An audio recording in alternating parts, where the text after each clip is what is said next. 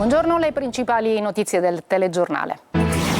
Nuove accuse al presidente dell'ARS Galvagno nell'ultimo avviso di chiusura di indagini, anche falso e truffa in merito all'utilizzo dell'auto blu.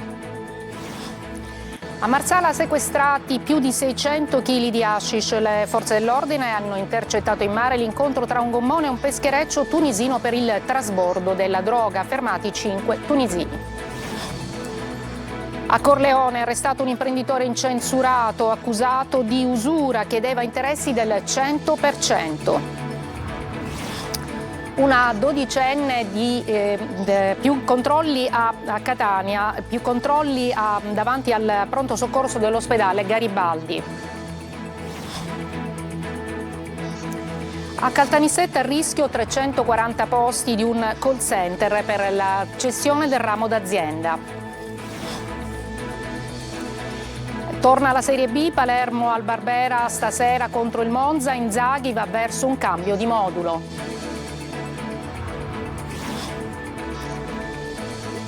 Il Catania batte il Benevento e consolida il secondo posto, protagonista ancora Cicerelli, adesso l'attenzione per la Casertana.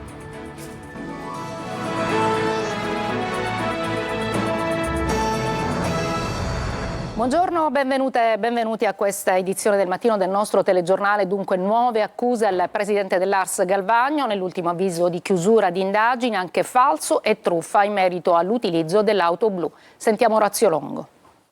Si allargano le accuse di uso improprio dell'auto blu. La Procura della Repubblica di Palermo ha notificato al presidente dell'Assemblea regionale siciliana, Gaetano Galvagno, un nuovo avviso di conclusione indagini che sostituisce il precedente notificato a luglio e che riguarda le ipotesi di reato di falso e truffa.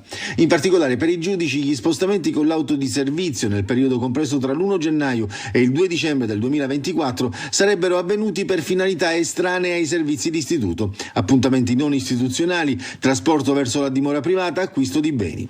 L'accusa al presidente dell'ARS e all'autista è di aver attestato falsamente giorni e orari di inizio e fine delle missioni che non corrispondevano a quelle reali e l'effettuazione di spese non sostenute, inducendo l'amministrazione a erogare indebiti, rimborsi e somme. Una ventina i nuovi episodi citati nell'avviso. L'ipotesi di truffa dunque riguarda l'indennità di missione e i rimborsi erogati all'autista sulla base di documenti che i PM ritengono non rispondenti al vero e che sarebbero stati controfirmati dal presidente Galvagno. Non c'è più invece nel nuovo avviso di conclusione indagini alcun riferimento all'altro filone di presunta corruzione che è stata fin qui contestata al presidente dell'ARS, cioè quella relativa ai finanziamenti per il Capodanno di Catania 2024, su cui gli avvocati di Galvagno avevano presentato materiale documentale e testimoniale. Nelle prossime 3 settimane la difesa del presidente dell'ARS potrà presentare memorie difensive. A Marsala sequestrati 670 kg di hashish. Le forze dell'ordine hanno intercettato l'incontro tra un gommone fuoribordo e un peschereccio per il trasbordo della droga. Fermati 5 tunisini.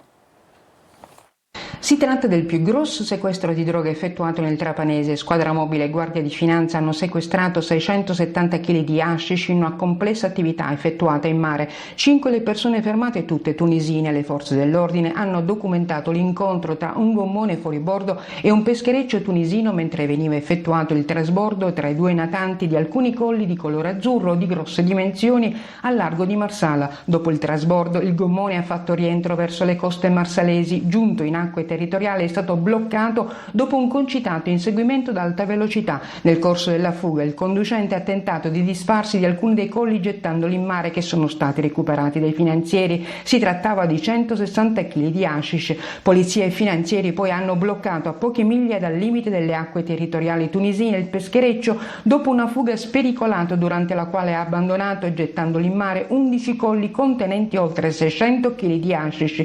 Qui i finanzieri hanno abbordato e preso il controllo del peschereccio.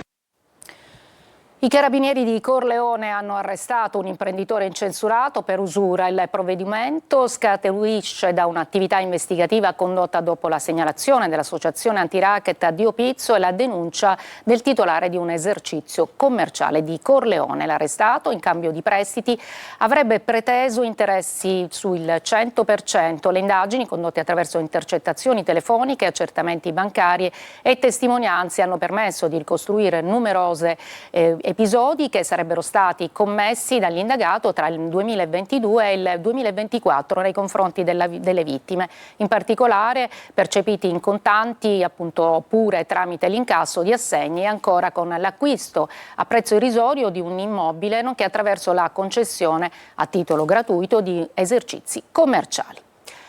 A Palermo la squadra mobile ha denunciato il 19enne con precedenti ritenuto responsabile di aver colpito con 2 fendenti alla schiena il 35enne pregiudicato nella notte tra sabato e domenica in via Chiavatteri, in una delle zone rosse della movida istituita dopo l'omicidio di Paolo Taormina. Una 12enne chiama al telefono azzurro e fa arrestare la madre e il compagno. L'operatore racconta gli abusi sessuali a cui da mesi era sottoposta insieme al fratello poco più grande. Roberta Lunghi. È poco più che una bambina, ma è disperata e così, da un paesino del Monrealese, chiama un numero di emergenza. È quello del telefono azzurro. All'operatore racconta che da mesi lei e il fratello di poco più grande sono sottoposti dalla madre e dal compagno a violenza del corpo e dell'anima, costretti a partecipare ai loro rapporti sessuali. È fine agosto quando a mettere in moto i carabinieri di Monreale nel Palermitano, coordinati dalla procura di Palermo, è proprio quella chiamata coraggiosa al telefono azzurro in cui l'operatore comprende subito che il caso esige l'intervento dei carabinieri. In questo caso, appunto, il coinvolgimento immediato delle forze dell'ordine per evitare la reiterazione del reato e quindi comunque che la bambina continuasse a vivere questa situazione di pregiudizio a suo danno. 48 ore dopo i 2 ragazzini sono stati portati in una struttura protetta. Oggi l'arresto della donna di 30 anni e del compagno di 44, accusati di atti sessuali in concorso nei confronti di minori, con l'aggravante per la donna del vincolo familiare. Un contesto di degrado, quello in cui è maturata questa vicenda, non nuova alle cronache purtroppo, perché solo nel 2024, come segnalato dall'associazione Meter, sono stati ben 600 i casi di abusi sessuali nei confronti dei minori tra le mura domestiche in Sicilia. Le donne vengono coinvolte, a volte in maniera molto diretta, e il fenomeno della pedomama e quindi di conseguenza delle donne che approfittano anche dei loro figli insieme ai loro compagni e sta diventando veramente un atto estremamente criminale. Si ipotizza che gli abusi subiti dai minori siano stati filmati o fotografati. Il Codacons intanto ha già annunciato che si costituirà parte offesa nel procedimento della procura. Trapani ieri pomeriggio ha dato l'ultimo saluto ad Alessandro, il bambino morto dopo essere volato giù dal balcone. In tanti hanno voluto essere vicini ai genitori del piccolo. Laura Spanò. Arrivederci in paradiso, Alessandro. Così il vescovo di Trapani, Pietro Maria Faragnelli, ha salutato alla fine dell'omelia il piccolo Alessandro, il bambino di 10 anni, morto sabato a seguito delle gravissime lesioni riportate nella caduta dal balcone della sua abitazione, avvenuta venerdì 24 ottobre. Il piccolo è stato affidato nelle braccia di Maria, che tutti consola. Nella cattedrale di San Lorenzo a Trapani un silenzio carico di dolore e commozione ha accompagnato la funzione funebre. Tantissime le persone strette attorno alla mamma Maria Luisa e a papà Massimo, il loro un dolore composto. Presenti tutte le associazioni che hanno seguito in qualche modo il piccolo nel suo percorso terapeutico. Alessandro soffriva di una grave forma di autismo. C'era anche la scuola Eugenio Pertini che Alessandro frequentava. Presente il sindaco di Trapani Giacomo Tranchida, quello di Erice Daniela Toscano, alcuni rappresentanti delle 2 giunte, tanti accompagnanti del bimbo. Alla fine applausi e tanti palloncini bianchi lasciati liberi.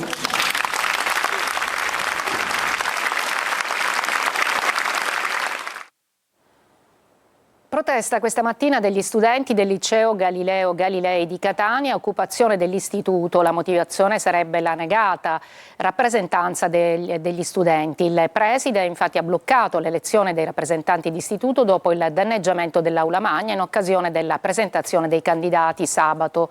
È comunicato tramite una circolare che le elezioni sarebbero state online. È un nostro diritto eleggere i nostri rappresentanti, dice una studentessa. A Messina la Commissione parlamentare d'inchiesta sulle condizioni di sicurezza delle periferie, una giornata di audizioni e sopralluoghi. Francesco Triolo. Fari puntati su periferie e degrado sociale, criminalità giovanile e droga. A Messina è arrivata la commissione parlamentare d'inchiesta sulle condizioni di sicurezza e sullo stato di degrado delle città e delle loro periferie, guidata dal deputato Alessandro Battilocchio di Forza Italia per una serie di audizioni sulla situazione della città. Il deputato ha evidenziato la percezione di sicurezza positiva a Messina confermata dal questore e dai comandi carabinieri e guardia di finanza, con un calo dei delitti del 2% rispetto al 2023. Tuttavia ha richiamato l'attenzione su criminalità giovanile e consumo di sostanze stupefacenti, oltre alla necessità di rafforzare gli organici di polizia. Un'attenzione al tema della criminalità giovanile che va monitorata anche per una diffusione degli stupefacenti, del consumo di stupefacenti, in particolare del crack. Riflettori accesi sulle aree marginali della città, quelle interessate allo sbaraccamento e al risanamento, dove sono stati effettuati alcuni sopralluoghi. C'è stata da parte di tutte gli interlocutori con i quali oggi ci siamo confrontati una richiesta di dare continuità a questo percorso. Il discorso baraccopoli con questo tipo di situazione è un qualcosa di peculiare di Messina. La Regione, attraverso l'assessore Elvira Amata, ha ribadito la necessità di una proroga di quei poteri speciali per il risanamento in scadenza a fine dicembre. È chiaro che questo lavoro non può avere nemmeno un attimo di fermo, perché si perderebbe tutto quello che è stato fatto sino a questo momento. Quindi il nodo fondamentale sono proprio i poteri speciali che ci hanno aiutato ad arrivare oggi allo stato dell'arte che abbiamo appena illustrato alla Commissione parlamentare. Sono 4 gli episodi di concussione contestati dalla Procura di Palermo al funzionario dell'assessorato regionale ai beni culturali Antonio Librizzi, arrestato dai finanzieri dopo aver ricevuto una tangente di 1.000 euro. Tra le richieste ai danni di un imprenditore e di un editore, in un caso avrebbe preteso anche un monopattino. Adesso la pagina sindacale, perché cresce la preoccupazione tra i lavoratori della Telecontact di Caltanissetta, uno dei principali poli occupazionali del territorio, dopo l'annuncio della cessione di un ramo d'azienda da parte di TIM. Il servizio di Rita Cinardi. Sono ore di grande preoccupazione per i lavoratori della Telecontact Center, società del gruppo TIM, dopo l'avvio della procedura di cessione di ramo d'azienda. A rischio ci sarebbero circa 340 posti di lavoro nella sola sede di Caltanissetta. Le organizzazioni sindacali parlano di un'operazione che potrebbe compromettere tutele e stabilità occupazionale, chiedendo un intervento immediato da parte del governo e della regione per garantire continuità produttiva. Anche le istituzioni locali seguono da vicino la vicenda. Il presidente del Consiglio Comunale, Gianluca Bruzzaniti, ha espresso solidarietà ai dipendenti, sollecitando un tavolo di confronto con Roma. L'azienda parla di una riorganizzazione dei servizi di customer care, ma i sindacati temono un passo verso l'esternalizzazione e chiedono chiarezza sul futuro dei lavoratori. Il rischio concreto per questi lavoratori è che vengano meno le garanzie occupazionali che oggi hanno, perché sono nell'ambito di una grossa azienda multinazionale del gruppo TIM, e che rischierebbero di perdere qualora il progetto andasse avanti su questa scellerata iniziativa di portare fuori dal gruppo TIM questa azienda Telecontact. Tra Telecontact e il gruppo Distribuzione Italia, ma parliamo di una società DNA che ha appena un capitale di 10.000 euro e che a noi risulta totalmente sconosciuta. L'avvertenza resta aperta, nelle prossime settimane sono attesi incontri decisivi. Intanto a Caltanissetta cresce la preoccupazione per una realtà che rappresenta uno dei principali poli occupazionali del territorio. A Catania adesso anarchia e sosta selvaggia ostacolano l'accesso al pronto soccorso del Garibaldi. I vertici dell'ospedale dicono in via Filzi servono più controlli, c'è in ballo la sicurezza dei pazienti. Tonino De Mana. L'ospedale Garibaldi Centro, la scuola Turrisi Colonna, il mercato rionale e la sosta selvaggia. Tutto concentrato in pochi metri per un concentrato di pericoli. Dagli attraversamenti pedonali ad ostacoli per la presenza di auto e bancarelle al problematico accesso al pronto soccorso, ostaggio del traffico e dell'anarchia, specie lunedì, giorno del mercato rionale in piazza Montessori. Proprio davanti a pronto soccorso spicca un bel cartello di divieto di sosta e fermata. Purtroppo nessuno rispetta la segnaletica e ancor peggio, nessuno multa. Sono sicuro che con i nuovi vigili urbani si darà nuovo impulso, ci sarà un controllo maggiore per le vie della città, soprattutto laddove c'è in ballo la sicurezza dei pazienti. Farei un appello soprattutto ai cittadini di essere attenti perché in ballo non c'è soltanto la nostra sicurezza, ma anche la loro, perché l'ospedale, ricordo, è di tutti. L'arrivo dei nuovi vigili, utilizzati in settimana all'incrocio tra Viale Mario Rapisardi e Via Fabio Filzi, come abbiamo documentato, lasciava ben sperare. Ma all'azione di contrasto, all'indisciplina, serve continuità delle forze dell'ordine e senso civico degli automobilisti, almeno di una parte. L'altra chiede un'azione concreta, più controlli ed il nostro intervento al numero di WhatsApp 342 74 55 005 con la speranza di riportare un po' di ordine nell'interesse di tutti. Una breve pausa, poi il progetto Inside per una maggiore qualità del territorio e della vita.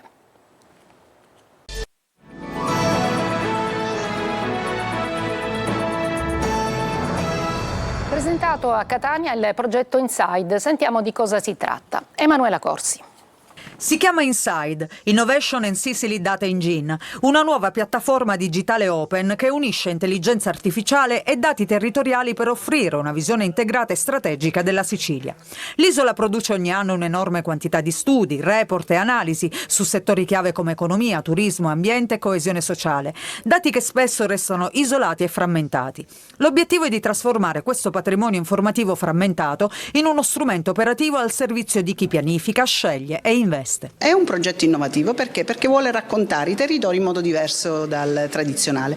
Uno dei output, cioè dei risultati più importanti di questa ricerca, è l'indicatore indice di pienezza della vita, si chiama LIFT. LIFT è il nuovo indice per misurare la qualità dei territori, partendo dal valore reale della vita, che punta a leggere le trasformazioni sociali e culturali che stanno cambiando le città e le priorità delle nuove generazioni, sempre più attente al benessere, al tempo libero e all'equilibrio tra vita personale e professionale. Noi proviamo a raccontare che secondo i nuovi valori, secondo quello che stiamo sentendo, vogliono soprattutto i giovani, vogliono le generazioni che danno più peso non solo agli aspetti economico-reddituali, ma anche appunto a un concetto più ampio di pienezza della vita. Appunto, questo indicatore ci consente di dare risultati molto interessanti. Noi diamo il nostro contributo come università, lavoriamo non solo per far rimanere i nostri ragazzi qui, siamo ancora più ambiziosi, ma far rientrare quelli che sono andati fuori. Il cantautore Siamo agli spettacoli Ercomi in Sicilia per 2 date del tour teatrale a Palermo e a Catania il 5 e il 6 novembre. Uno spettacolo in 2 atti con tanti monologhi e un unico filo conduttore. Sentiamo Orazio Longo.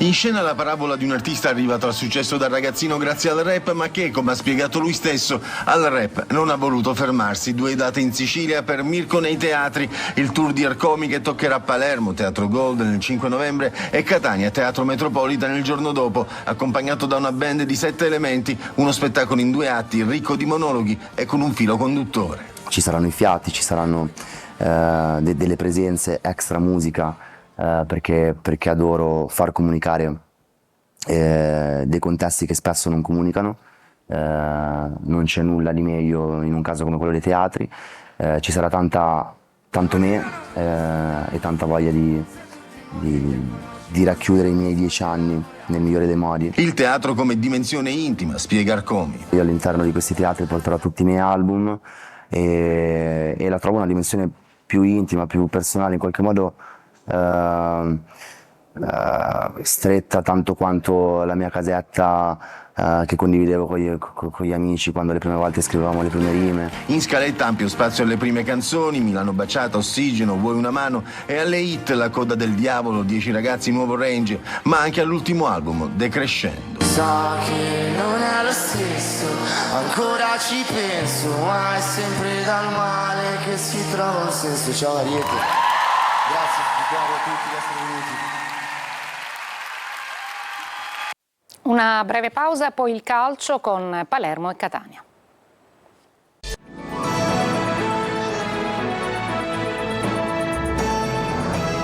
Eccoci al calcio, torna la Serie B stasera, Palermo al Barbera contro il Monza, Inzaghi verso un cambio di modulo. Marco Gullà.